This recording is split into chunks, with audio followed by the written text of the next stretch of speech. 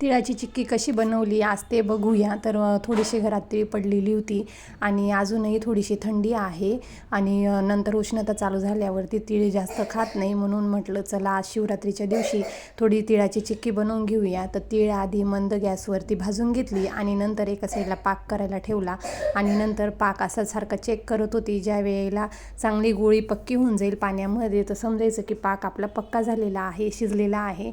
त्यामध्ये भाजलेली तीळ कालवून घ्यायची आणि व्यवस्थित मंद गॅसवरती चाळून घ्यायचं. एका साईडला बटर पेपरला तूप लावून बाजूला ठेवून घेतले. त्यावरती आपण प्लास्टिक पेपर टाकून सुद्धा व्यवस्थित करू शकतो. तीळ करण्याची ही सगळ्यात सोपी पद्धत आहे. तर बघा किती छान मिक्स झालेला आहे, तुम्ही बघू शकताय. आता नंतर आपण ते पेपरवरती काढून घ्यायचं आहे, सावकाशपणे काढायचं आहे, जास्त घाई करायची नाही.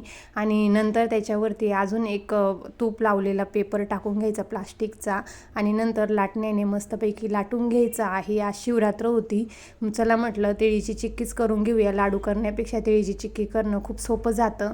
असं छान पद्धतीने लाटून घ्यायचं आहे आणि गरम गरमच नंतर सुरीने त्याच्या वड्या पाडून घ्यायच्या आहेत. चिक्की तयार करून घ्यायची आहे त्याची.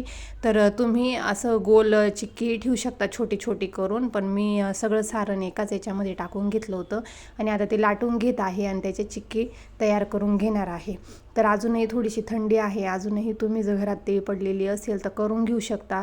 तिळीची चिक्की करायलाही खूप सोपी आहे आणि खूप टेस्टीही लागते आणि शरीरासाठी सुद्धा खूप चांगली असते.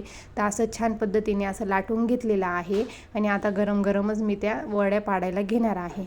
बघा किती छान पद्धतीने लगेच वड्या पाडून होत आहे. थोडा उशीर केला की जड जातं वड्या पाडायला, म्हणून थोडं लवकरच करा. मी फर्स्ट टाईमच बनवत आहे, याच्या आधी मी कधीच बनवलेल्या नाही आहेत.